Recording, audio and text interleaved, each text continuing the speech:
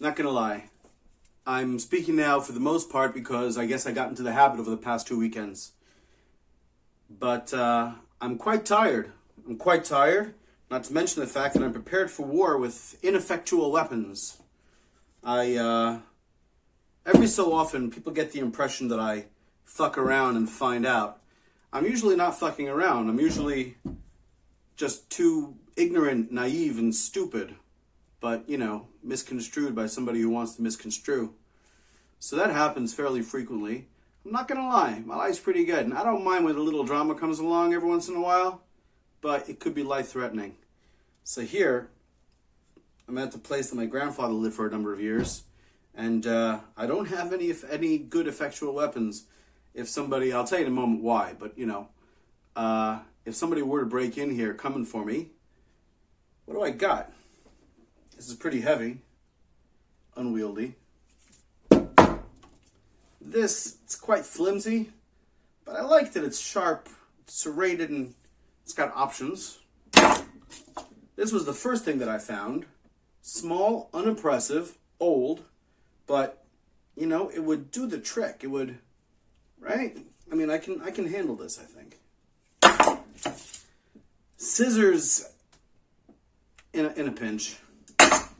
Now this I would love if it wasn't falling apart. See, it's held together right here by nails that my grandfather put in so that the wood sticks. So and the wood here is all coming apart, so I'm not really sure about it. Well, we'll see. I guess, it's as a last resort. Last resort, of course, not because I care about the life of somebody who's trying to kill me. Certainly not at that moment. No, I would very much hope that if somebody came to kill me, I had the opportunity to kill them. I have been attacked in the past, and I kind of regret one recent one where the thought of actually fighting had not occurred to me until I actually had to wrestle for a knife and got cut up. Anyway, like I said, it's a last resort just because practical reasons. That's why it's a last resort. Not a last resort for moral reasons. God help me, I was raised with way too much morality. It's ingrained in me. It suffuses me. Morality is something I gotta undo a little bit for the sake of staying alive.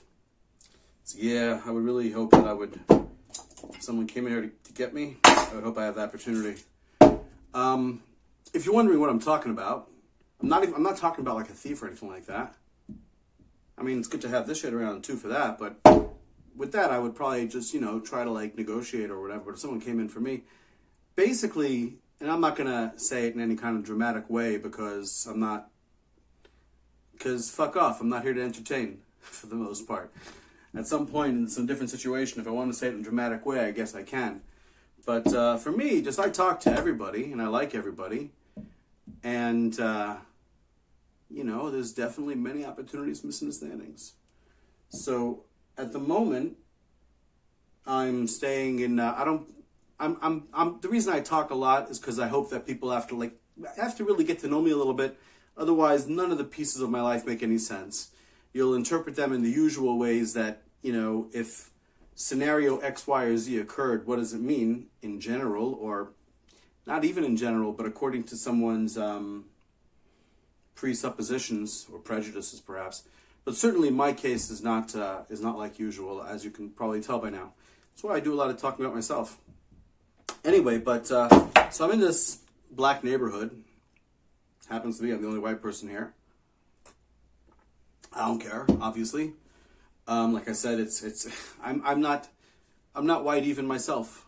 I don't belong to any community. For better or worse, I'm comfortable. Well, people are comfortable with me to a certain degree everywhere, but in order to fully join a community, you have to be willing to accept those people's enemies.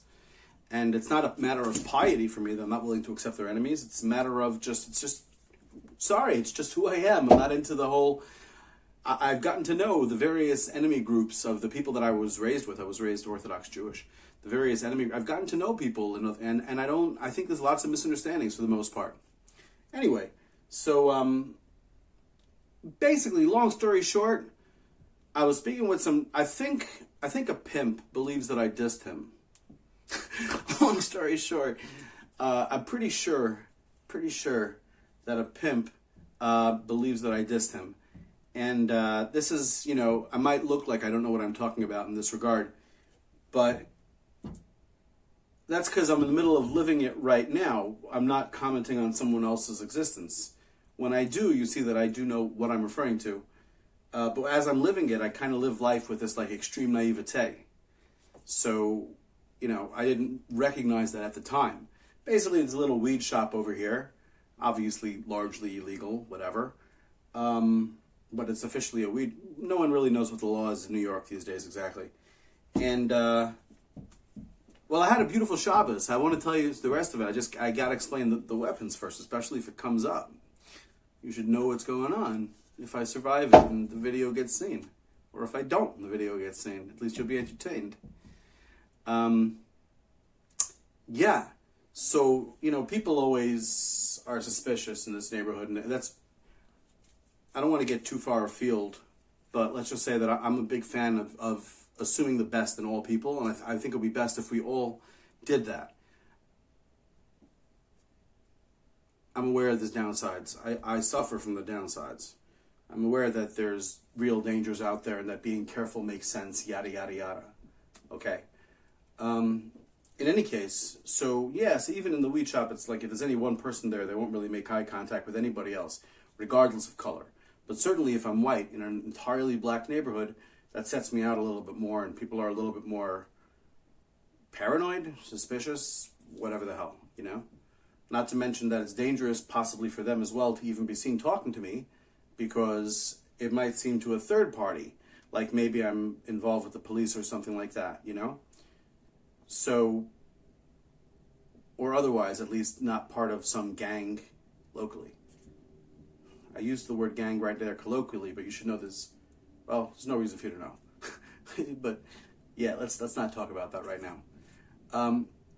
So there was people in line, I guess Saturday night, I wanted to get a pre-rolled. Haven't smoked weed in a long while. And I was going to meet some people, I figured. It'd be good, whatever. Interesting situation. Wanted to get a pre-roll. Which, for the record, by the way, I don't know where you come from, where you live, what your story is. In New York, right now, it's considered pretty as kosher as drinking a beer, I would say. More or less. As acceptable as normative, whatever. It's really not that big a deal to... Anyway. So it's hot and muggy. It's really, really hot in New York right now and muggy, humid. And in the line there's some dude up front, and it's a very narrow little area. And there's this dude and two girls. I don't know if they're with him or whatever. And someone else is, so I start conversations because whatever the fuck, I'm waiting there online anyway. I'm not going to start conversations. It's boring.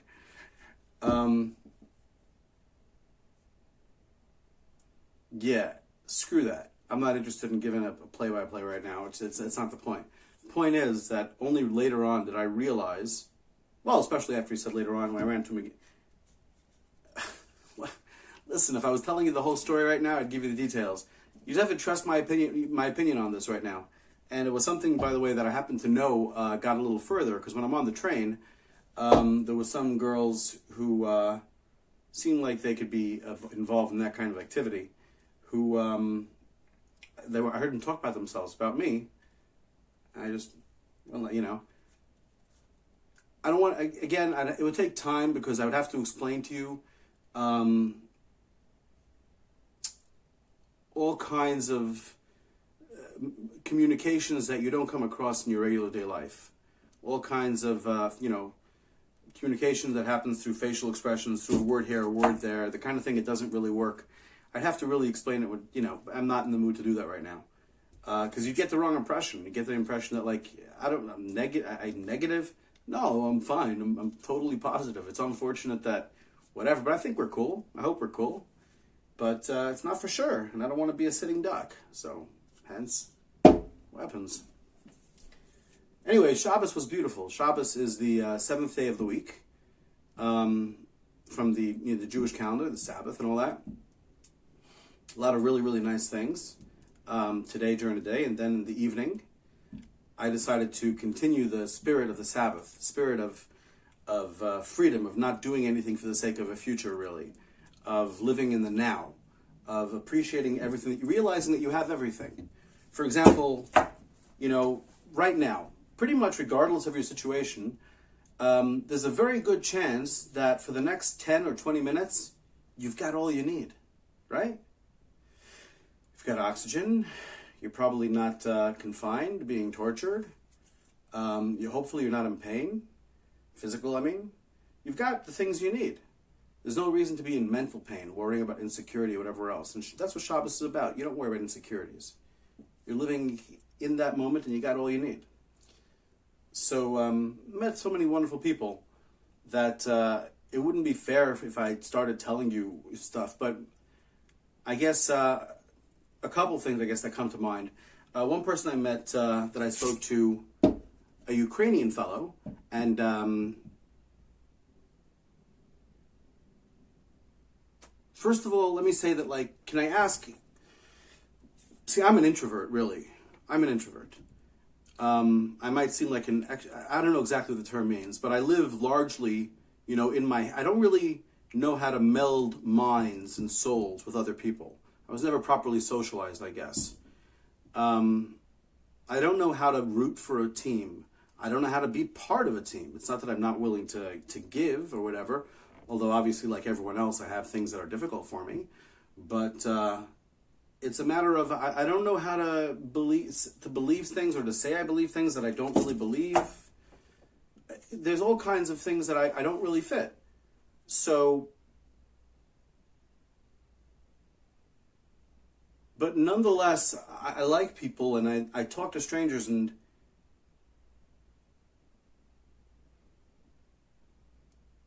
I spoke to this fellow from the Ukraine.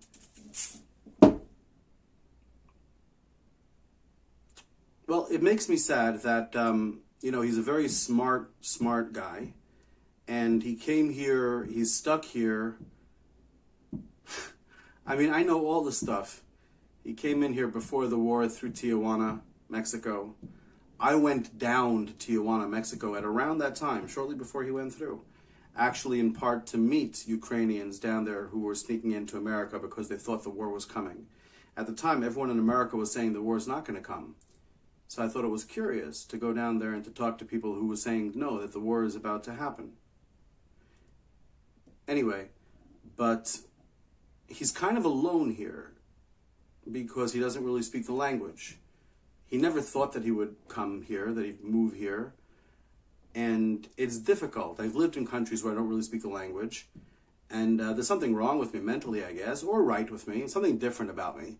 That even if I don't speak the language, I have no problem talking to somebody or attempting to. And it works usually. We're able to communicate largely, through how much you need, facial expressions or whatever. But think about if your country is at war, and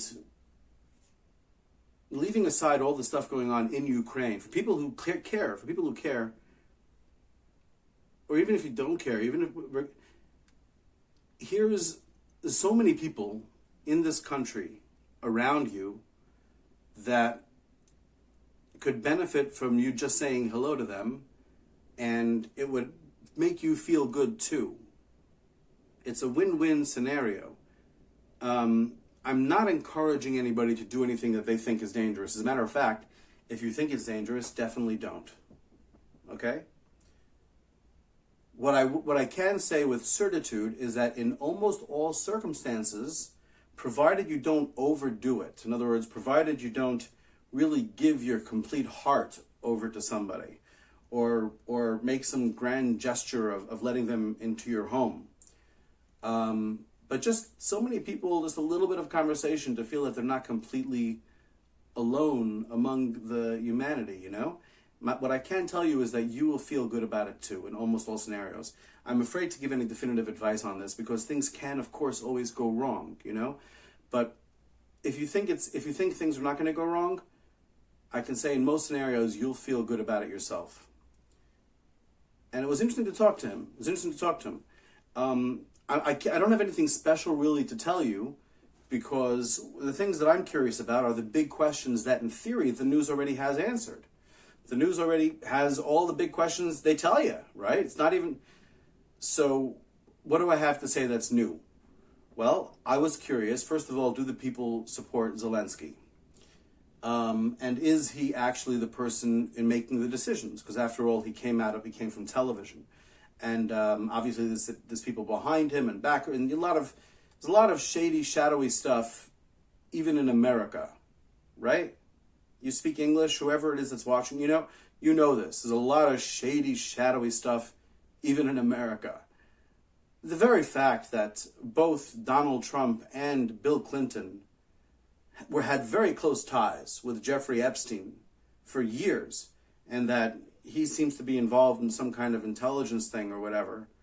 I don't want to get sidetracked there. The point is, and even if you leave out anything to do with stuff that's gossip worthy, just simply like, with the Hillary emails that came out, the stuff that was leaked, which I don't think it's great to leak people's emails, to be honest.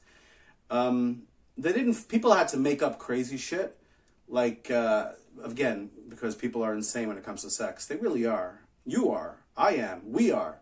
At least know it. I'm pretty sure that I know and have a handle on, I'm aware of what's right. Most people don't, and they're not even ashamed to go publicly and just and speak in a way that everybody knows how fucked up they are. Just so you know, by the way, keep that in mind. People are a little nuts on this, but they had to make up crazy stuff about Pizzagate, just insane fuckity things. But the reality, of course, is simply that if you go through some of the emails, it's about how the elite are taking care of the elite, not even in any kind of illegal way. Not even in any kind of, reptilians from a different planet kind of way. But simply that if you're raised in a certain level of high privilege, you can make 1,000 mistakes in your life, and you got doctors and lawyers and press agents to cover you, and you can still end up on TV with a primetime show. Sooner or later, they find something that works for you. People get into whatever universities, they have connections. Their way in life is just eased. And that kind of thing is the real thing. That's why,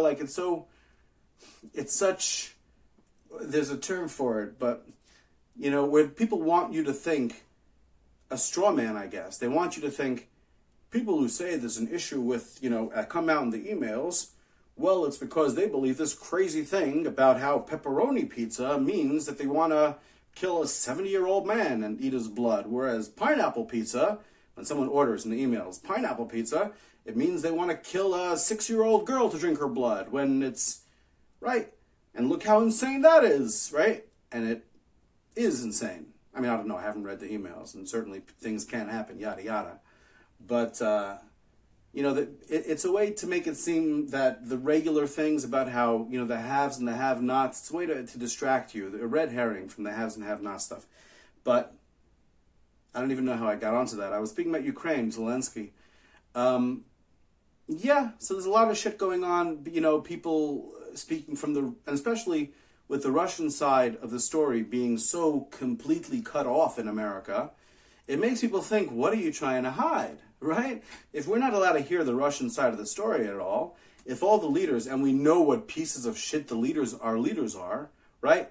All the parties, the only reason why people disagree, the only reason why a bunch of, most people, let's say, who voted for Trump, they'll notice Biden's faults, which are legendary and numerous. And with Trump, they'll defend. And on the other side, people who will defend Biden, people who voted for him, and they notice all of Trump's faults, which, again, I mean, they're so numerous that he writes books about them himself.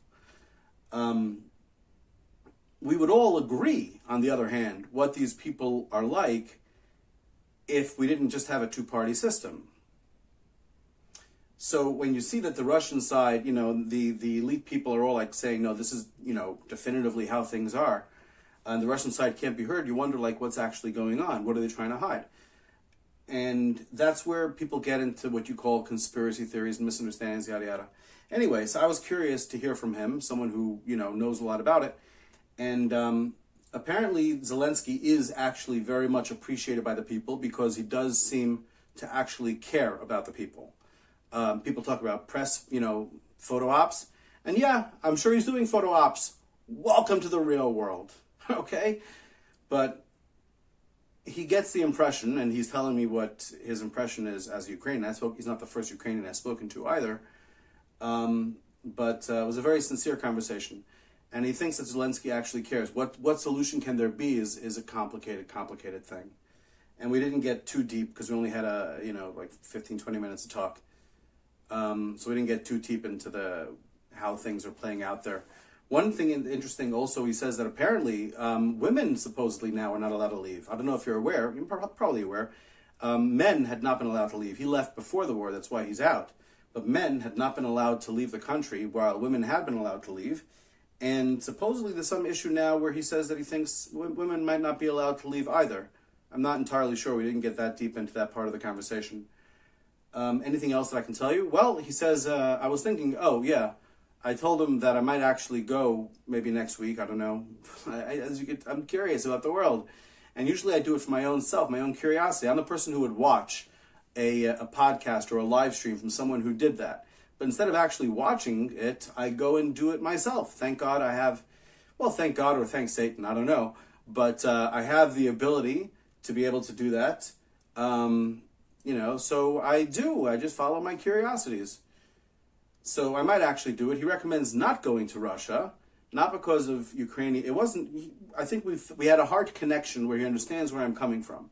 And he understands that I'm not blowing smoke saying that, rah, rah, Ukraine at all. I really don't know. We brought up, for example, the issue of Donbass. I don't want to discuss it right now. An argument that, a good argument for why Russia had some moral right to actually enter. I don't want to bring it up now because there's no question that Russia is overwhelmingly the aggressor at this point. So I don't want to provide aid and comfort, but at the same time, there's some truth to it. And with him, I can talk about it. Same way how, I wouldn't say the N-word in mixed company but with black people, I say the N-word all the time. All the time. Often with a heavy fuckity R, too. Just to accentuate my whiteness. That's kind of a joke.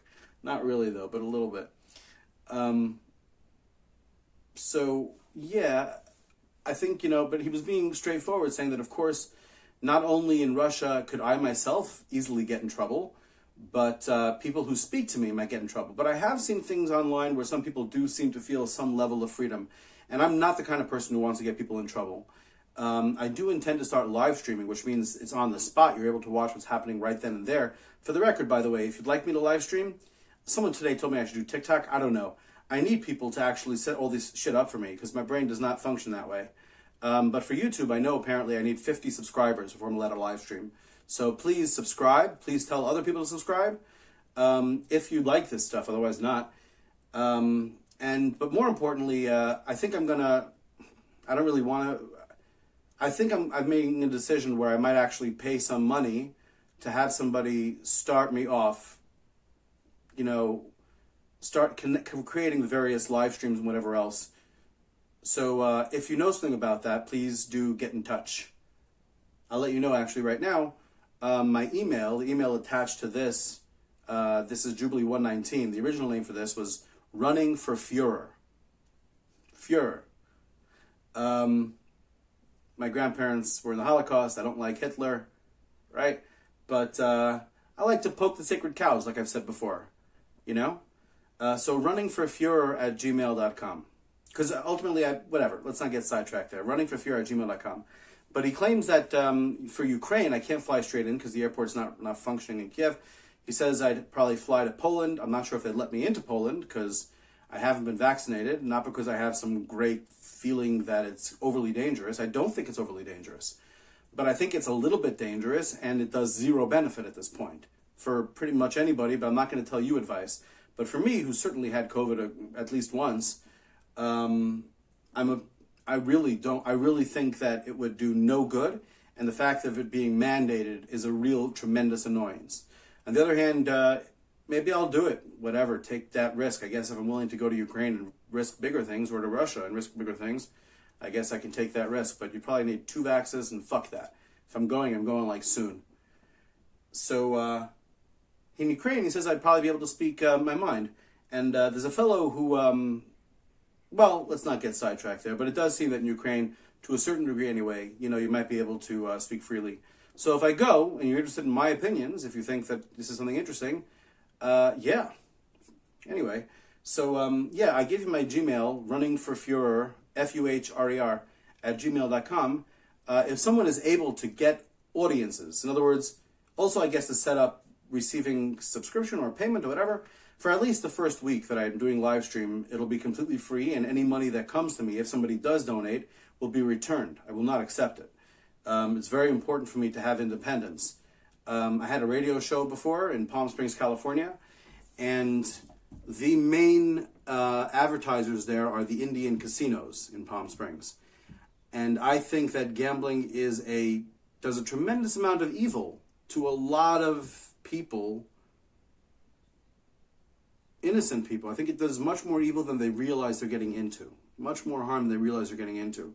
I mean, there's a reason why, UNLV, University of Nevada, Las Vegas, and other places, so you got to get used to it, right? There's a reason why they spend billions of dollars trying to figure out precisely how to get people to give all their money to the casinos. There's a reason why Las Vegas has the highest suicide rate in the country, or at least did when I looked it up. It's the reason why it has the highest homeless rate, and aside for places that actually help the homeless, which in Las Vegas they don't. I lived there myself at one point. And when I lived there, I recall, so, I'm someone who does not mind speaking to the homeless, obviously. And they actually passed a law when I was there that you're not allowed to give food to the homeless. You can get arrested for giving food to the homeless. And that really annoyed me. Now, don't get me wrong. I give as much as whatever, but I don't have that much to give, and I don't try to make money, as you can see. But nonetheless, I went to, and I loaded up on as much dollar food. I have better stories than that. I've taken thousands of dollars from Las Vegas casinos to get the most expensive meals to give to homeless people. Kind of a Robin Hood thing, but they were giving it to me. And if they want to talk psychology, and well, if their psychology doesn't work on me, if they fuck up and give me a gold card and let me have as much lamb and those $4 naked juice. Remember those? They still exist, right? $4, $5, $6 things, like a little. And if they want to give me unlimited amounts of that shit, I'm gonna go distribute it to the homeless. They figured it out eventually. But my point is that with the Palm Springs thing, so where I had a radio show, I wouldn't accept, from things that I'm against. I believe in. It's not a matter of morality or whatever else. Although the reason I keep saying that, by the way, again, is because I'm too suffused with morality. But it's a matter of independence. So for the first week, I wouldn't accept anything anyway. But if someone's able to, or somebody who can actually, for some moderate amount of pay, some small amount of pay, just to get started for the first 2 weeks, setting it up and the systems, yada yada. I would also probably want someone to actually film me instead of holding it myself or doing with like a little camera, because I don't want, I'm doing something similar to what Borat did, but he makes fun of people in a way that they don't know what they're getting into, and then they get famous in a negative way. I don't do that shit. And like I was saying, with going to Ukraine, if people were to speak their mind, or going to Russia, for videos or whatever else, I would never post something. I don't give away people's information. So I would never share information that I thought would harm or could harm somebody else. With a live stream, maybe I'd have to wear a shirt that says live streaming so people know. Anyway, it was a beautiful Shabbos, and I figure I talked your ear off enough. That's it. I wish you everything beautiful. And Be'ezrat Hashem, Naseh v'natzliach. Quite possible in the future, maybe we'll have a live stream going, and it could be interesting. Oh, yeah, because the running for Fuhrer thing, it's because I don't want to say running for president, because president sounds like a really dirty, disgusting kind of like the whole way of, but it's more of running for first citizen, like first lady, and the president's the first citizen. He's the presider. He's not the king. But running for first citizen. I am doing that, or at least I might. If I start a live stream, there's a good chance that I'll announce that I'm actually running for president. Oh, for the record, by the way, again, because my brain doesn't work this way, I'll need other people to actually set it up and shit like that. Get my name on the ballots or whatever. Maybe choose a party for me. I don't know. We'll figure that out when it comes to it. All right. May you be blessed.